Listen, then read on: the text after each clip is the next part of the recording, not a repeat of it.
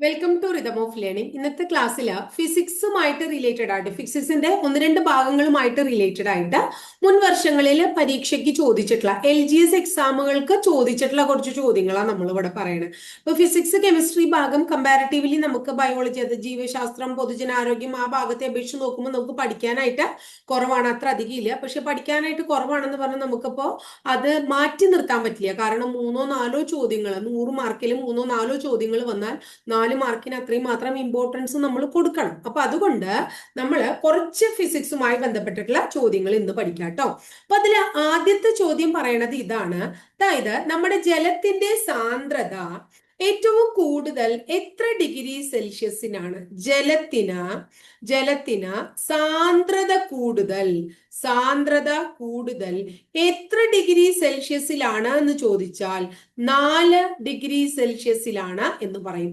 ജലത്തിന് ഏറ്റവും കൂടുതൽ സാന്ദ്രത 4 ഡിഗ്രി സെൽഷ്യസിലാണ്. എത്രയാണ്?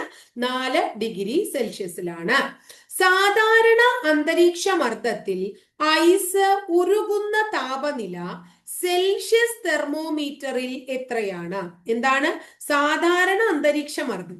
അതില് സാധാരണ അന്തരീക്ഷ മർദ്ദത്തില് ഐസ് ഉരുകുന്ന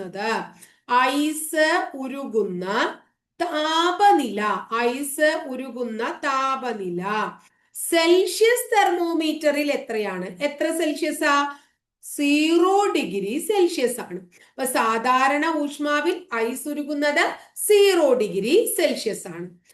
അത് തന്നെയാണ് നമ്മളോട് ചോദിക്കുകയാണ്, ജലം ഐസാകുന്ന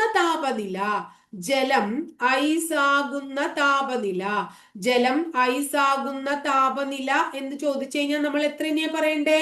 0 ഡിഗ്രി സെൽഷ്യസ് തന്നെ പറയണം. അടുത്ത ചോദ്യം ഇതാണ്. ഊഷ്മാവ് കൂടുമ്പോൾ മർദ്ദം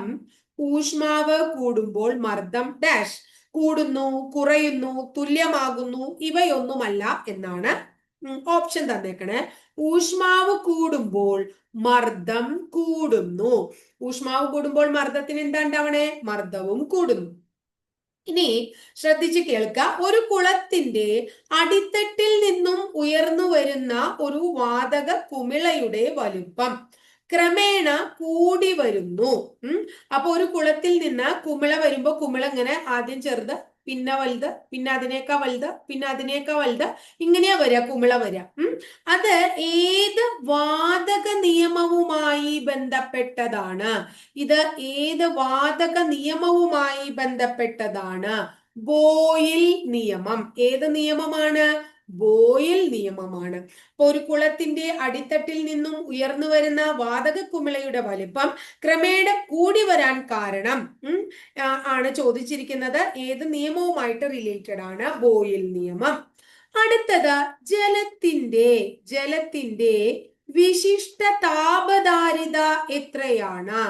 ജലത്തിന്റെ വിശിഷ്ട താപധാരിത 4200 ജൂൾ പെർ കിലോഗ്രാം കെൽവിൻ ആണ്. 4200 ജൂൾ പെർ കിലോഗ്രാം കെൽവിൻ ആണ് ജലത്തിന്റെ താപധാരിത. വിശിഷ്ട താപധാരിത 4200 ജൂൾ പെർ കിലോഗ്രാം കെൽവിൻ. അടുത്ത ചോദ്യം.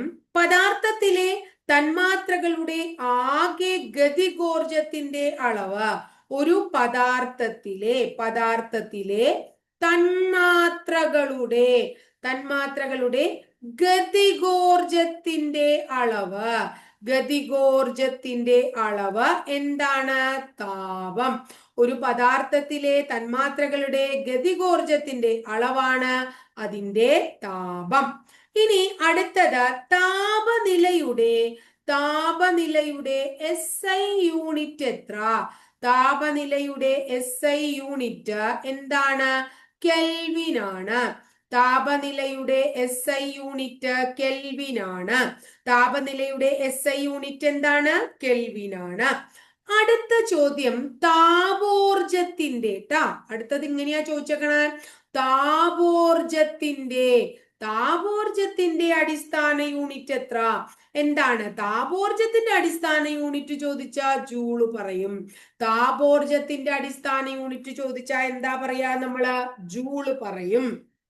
ഇനി അടുത്തത് വെള്ളം തിളയ്ക്കുന്നത്. എന്താണ് വെള്ളം തിളയ്ക്കുന്നത് എത്ര ഡിഗ്രി സെൽഷ്യസിലാണ്? 100 ഡിഗ്രി സെൽഷ്യസിലാണ് വെള്ളം തിളയ്ക്കുന്നത്. 100 ഡിഗ്രി സെൽഷ്യസിലാണ്. ക്ലിയർ ആയില്ലേ? അടുത്ത ചോദ്യം, എത്ര ഡിഗ്രി സെൽഷ്യസ് ആണ് 0 കെൽവിൻ? എത്ര ഡിഗ്രി സെൽഷ്യസ് ആണ്? എത്ര ഡിഗ്രി സെൽഷ്യസ് ആണ്? സെൽഷ്യസ് ആണ് 0 കെൽവിൻ. 0 കെൽവിൻ എന്ന് പറഞ്ഞാൽ -273 ഡിഗ്രി സെൽഷ്യസ് ആണ്. 0 കെൽവിൻ എന്നാൽ -273 ഡിഗ്രി സെൽഷ്യസ് ആണ്. അടുത്തത് രേഖപ്പെടുത്തിയ ഏറ്റവും താഴ്ന്ന താപനില എത്രയാണ്? രേഖപ്പെടുത്തിയ ഏറ്റവും താഴ്ന്ന താപനില എത്രയാണ്? രേഖപ്പെടുത്തിയ ഏറ്റവും താഴ്ന്ന താപനില -273 ഡിഗ്രി സെൽഷ്യസ് ആണ്. രേഖപ്പെടുത്തിയ ഏറ്റവും താഴ്ന്ന താപനില -273 ഡിഗ്രി സെൽഷ്യസ് ആണ്. ക്ലിയർ ആയില്ലേ? അടുത്തത് മലമുകളിൽ 100 ഡിഗ്രി സെൽഷ്യസിന് താഴെ ജലം തിളയ്ക്കാൻ കാരണമെന്താ? മലമുകളിൽ 100 ഡിഗ്രി സെൽഷ്യസിന് താഴെ ജലം തിളയ്ക്കാൻ കാരണം അവിടെ വായുവിന്റെ മർദ്ദം കുറവാണ്. വായുമർദ്ദം കുറവാണ്. അപ്പോ മലമുകളില് 100 ഡിഗ്രി സെൽഷ്യസിന് താഴെ ജലം തിളയ്ക്കാൻ കാരണം അവിടെ വായുമർദ്ദം കുറവാണ് എന്നതാണ്. അടുത്തത് ഊഷ്മാവ്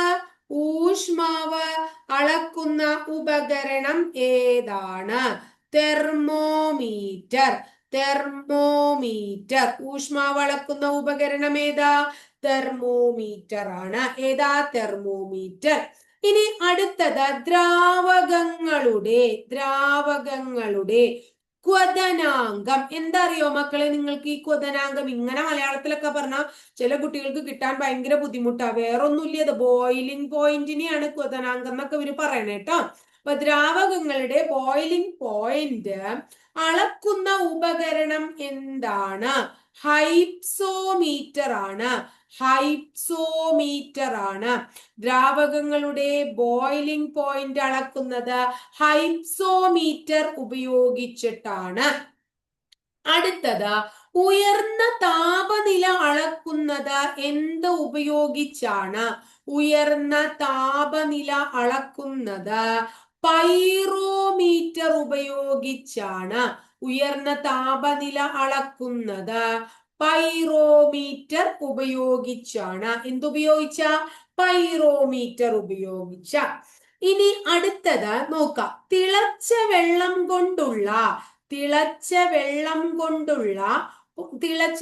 കൊണ്ട് പൊള്ളലേൽക്കും അല്ലെ?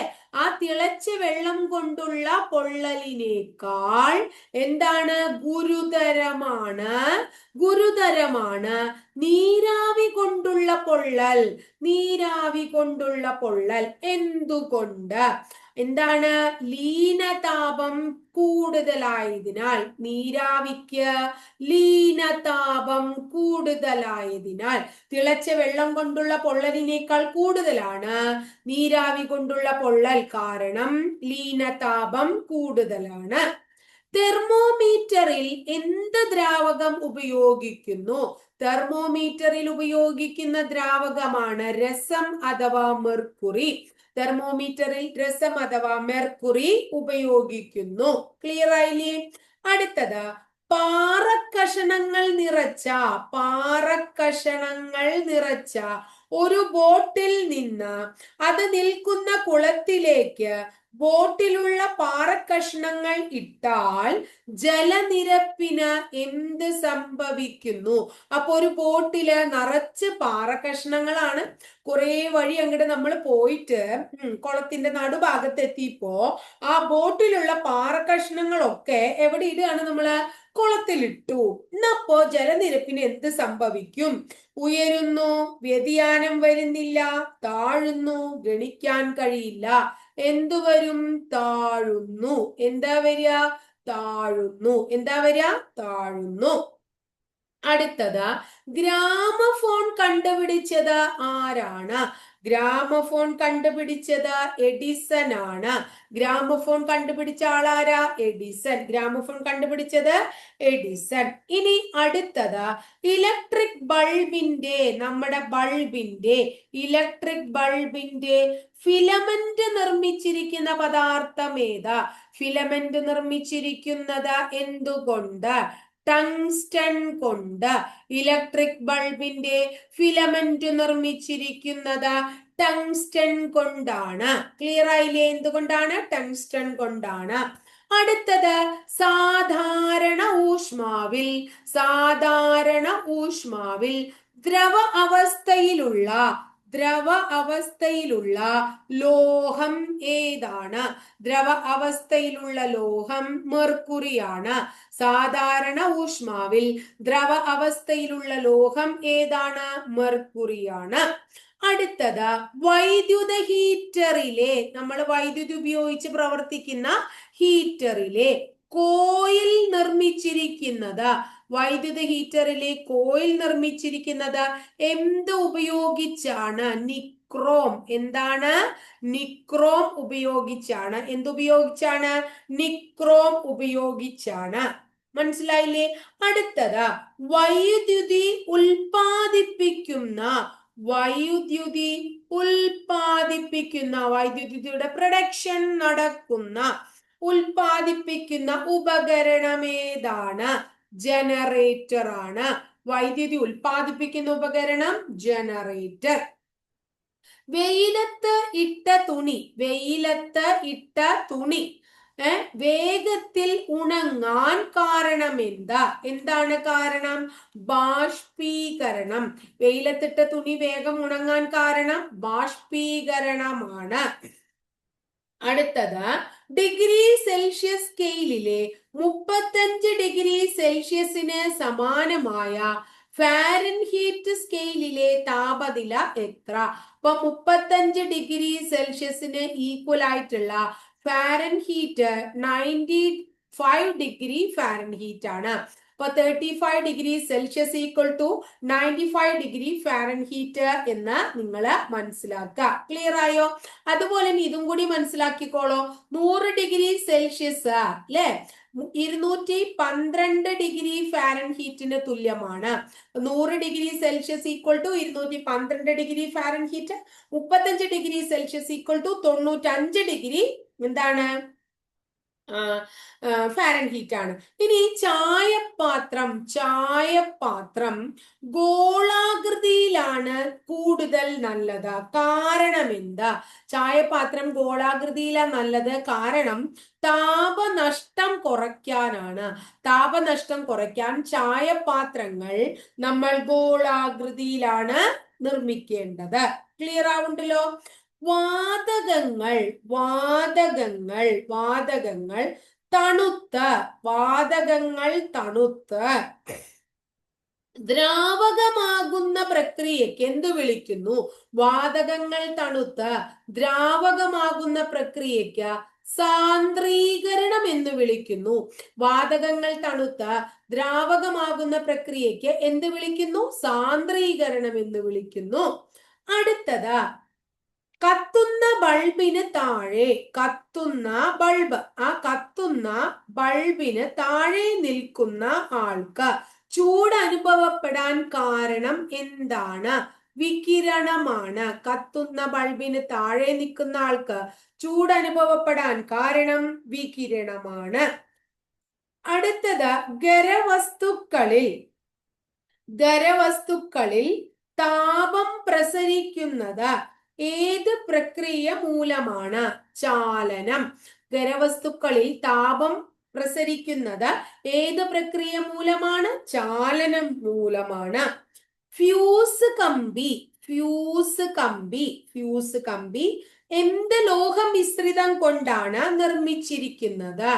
ടിന്നും ലഡും, ടിന്നും ലഡും കൊണ്ടാണ് ഫ്യൂസ് കമ്പി നിർമ്മിച്ചേക്കണേ. അടുത്തത് വൈദ്യുത കാന്തിക പ്രേരണം. വൈദ്യുത കാന്തിക പ്രേരണം, വൈദ്യുത കാന്തിക പ്രേരണം കണ്ടുപിടിച്ചത് മൈക്കൽ ഫാരഡേ ആണ്. വൈദ്യുത കാന്തിക പ്രേരണം കണ്ടുപിടിച്ചത് ആരാണ്? മൈക്കൽ ഫാരഡേ ആണ്. അപ്പൊ ഇത്രയാണ് ഇന്നത്തെ ക്ലാസ്സിൽ. അതായത് ഇത് കുറച്ചും കൂടി ഡീറ്റെയിൽഡ് ആയിട്ട് ഒരു എന്താ പറയാ, കുറച്ചുകൂടി സ്റ്റാൻഡേർഡ് ആയിട്ടുള്ള കുറച്ച് ചോദ്യങ്ങൾ നമ്മൾ ഇതിൽ ഉൾപ്പെടുത്തിയിട്ടുണ്ട്. അതായത് ഇത്തിരി ടഫായിട്ട് ഫിസിക്സ് വന്നാൽ നിങ്ങൾക്ക് ആൻസർ എഴുതാൻ പറ്റണം. അതായത് ലാസ്റ്റ് ഗ്രേഡ് നിലവാരമല്ലാത്ത കുറച്ച് ചോദ്യങ്ങളും കൂടി ഉൾപ്പെടുത്തിക്കൊണ്ടാണ് പറഞ്ഞിരിക്കുന്നത് കേട്ടോ. അപ്പൊ ക്ലാസ് ഇഷ്ടപ്പെട്ടു വെച്ചാൽ ടീച്ചറുടെ ക്ലാസ് ഒന്ന് ലൈക്ക് ചെയ്യുക, ഒന്ന് സബ്സ്ക്രൈബ് ചെയ്യുക, അതോടൊപ്പം ബെല്ലൈക്കൺ കൂടി ഒന്ന് എനേബിൾ ചെയ്യുക. ഇഷ്ടപ്പെട്ട ക്ലാസ്സുകൾ നിങ്ങളുടെ കൂട്ടുകാരിലേക്ക് ഒന്ന് ഷെയർ ചെയ്യും കൂടെ ചെയ്യാം കേട്ടോ.